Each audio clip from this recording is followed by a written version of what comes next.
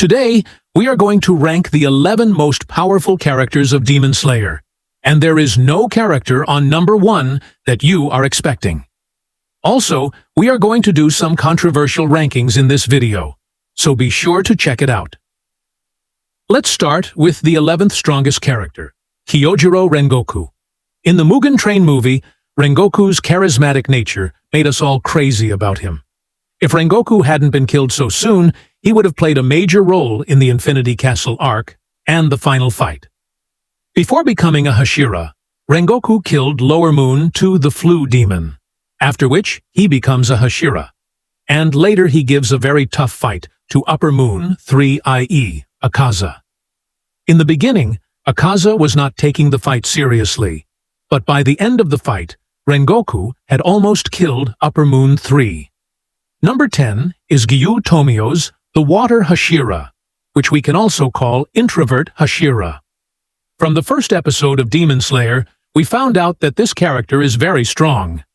Giyu is one of those chosen people who fought both Akaza and Muzan and also survived. Giyu is not only known for his strength, but also for his intelligence. And there is no doubt that the smartest Hashira of the current generation is Giyu Tomio. In Season 1, we saw how Giyu kills Lower Moon 5 effortlessly. During the Infinity Castle arc, Giyu unlocks Demon Slayer Ma and can also access the Red Nichirin Sword. And not to mention his personal water-breathing form, Dead Calm, which is very cool. During the Akaza battle, not only does he fight alone, but there is also a moment in the fight when Giyu dominates Akaza. But the next character on our list is stronger than Giyu, which is Sanemi Shinazugawa, on number 9, also known as the Wind Hashira. Sanemi fights with Upper Moon 1 Kokushibo, and then he also fights with Muzan. Despite these two deadly fights, he survives. In the Infinity Castle arc, Sanemi unlocks Demon Slayer Ma and the Red Nichirin Sword. Sanemi has exceptional speed and a lot of physical strength. I mean, of course, he trains with Giyu.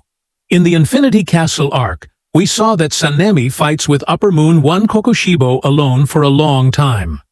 After which, when Giyu joins the fight, they both dominate Kokushibo's base form. Before moving on to the list, let me clear something. Many people believe that one Hashira cannot defeat one Upper Moon, but this is a total misconception. Kyoyo Gotoge, who is the writer of Demon Slayer, clearly said that the power of one Upper Moon is equal to the power of 3 Hashiras. That is, only one Hashira can defeat the Upper Moon. And Zenitsu Kaigaku's fight is a living proof of this. Number 8 on the list is Upper Moon 3 Akaza. In human life, when Akaza was a child, he could endure so much pain that no adult could. Also, without training martial arts, he brutally kills 4 adult men. After completing the training of martial arts, there is a tragic incident in his life. And what was that incident? You can check in this video. After that incident, Akaza enters another dojo and kills 67 trained martial artists barehandedly. Moving forward, when Tanjiro separates Akaza's head from the house in Infinity Castle, somehow Akaza regrows his head again. Akaza has immense power. He also has hundreds of years of experience. Also, due to his blood demon art, he is above both Sanemi and Giyu. Himejima, Gyome, the Stone, Hashira, where all the other Hashiras use different types of swords to fight, Gyome has weapons, a flail, and an axe. Undoubtedly, Gyome is the strongest Hashira of the current generation. To the point that during Infinity Castle, Kokushibo himself states that he has not seen a person as powerful as Gyome in the last 300 years. Although Gyome can't see with his own eyes, he can still sense the transparent world, which makes him very powerful. He also unlocks Demon Slayer Mark and Red Nichirin weapons. Also, we saw in the Hashira training arc that how Gyome uses repetitive action to increase his powers, in which a person has to remember his painful memories again and again. And through that, a person's powers reach the maximum level. If there is a fight between Akaza and Gyome, there are many chances that Gyome will win this fight. But Gyome can't beat the next character in our list, which is Upper Moon 2 Doma. In terms of physical power, Doma is more powerful than Akaza. Also, his blood demon art is ice manipulation, which is a very strong power. In the Infinity Castle arc, we see that he kills Shinobu without any effort, just like he killed Shinobu's older sister, after which he defeats Inosuke and Kanao together effortlessly. And in the story, by this point, both of them had reached the Hashira level. If you have seen this video of mine, then you must know the whole past of Doma, how he has been a cold-hearted kid since childhood. His parents fight in front of him and die, but it doesn't matter to him. If Shinobu's poison didn't kill Doma, we would have seen his full potential, which is, of course, greater than Guillaume. But he is not much stronger than our next character. Number 5 is Upper Moon 1 Kokushibo, which is obviously one of the strongest characters in the series, because he is the real brother of the god himself, Yorichi. Before becoming a demon, Kokushibo was a very strong demon slayer, who had also unlocked his mark. So now Kokushibo has a lot of powers. He has the Demon Slayer mark, he can access the transparent world, and he is the master of the second strongest breathing, moon breathing. And apart from all this, he can also access the blood demon art. In his 500-year demon career, he has killed countless demon slayers. Along with that, he has the most blood of Muzan, because only Kokushibo can handle so much blood. Kokushibo is so powerful that Doma and Akaza can't defeat Kokushibo together. Genya, Sanemi, Moichiro, and Guillaume. Everyone was fighting Kokushibo together, but still, they couldn't defeat him. If Kokushibo didn't give up himself in the end, then he would have killed all these demon slayers.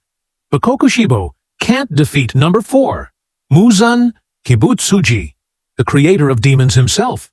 Muzan was the first demon, and he is also very powerful. He can absorb any living thing inside him, as we saw at the end of Season 4. And in Muzan's final form, he has 8 tentacles on his back, which are filled with deadly poison. And Muzan has the best regeneration ability till now, as we saw in the Sunrise Countdown arc, when Oberoi attacked his neck. As soon as he sliced his neck, he healed so quickly, as if nothing had happened. Muzan can do anything with his blood demon art, literally anything. And he also has amazing shape-shifting abilities. Muzan is so strong that he can't defeat all the upper moons. He can only kill 2 things, either sunlight or Yoroichi. After that, number 3 is Demon King Tanjiro. At the end of the final battle, when Muzan was about to die, he transfers all his remaining blood to Tanjiro, which makes Tanjiro a demon. But in demon form, Tanjiro also conquers sunlight, and becomes Demon King Tanjiro, which is obviously stronger than Muzan. Now this form of Tanjiro has all the abilities of Demon Slayer universe, like Demon Slayer Mark, Red Nichirin Sword, Transparent World, Selfless State, Blood Demon Art, Sun Breathing. Even it's not confirmed that Demon Tanjiro can be killed or not, because now even sunlight is not affecting him. But there is one person in this universe who can defeat Demon King Tanjiro. And you guessed it right. That person is number 2 on the list, Yoroichi Tsukiguni, the literal god of demon slayers. Yoroichi is the person who invented the breathing style, and he is the first user of sun breathing, which is the strongest breathing style. Yoroichi had Demon Slayer Mark since childhood, and he could see in Transparent World since childhood. Also, he has Selfless State, and he also unlocked Red Nichirin Sword when he fought with Muzan. When he faces Muzan for the first time, then Muzan uses all his power to run away from there. So you can guess how strong Yoroichi is. When he was more than 80 years old, then he meets his own brother, Kokushibo, who has now become a demon. And that too, Upper Moon 1, even after becoming so old. Yoroichi almost kills Kokushibo in one strike, effortlessly. But before he could attack the other one, he dies.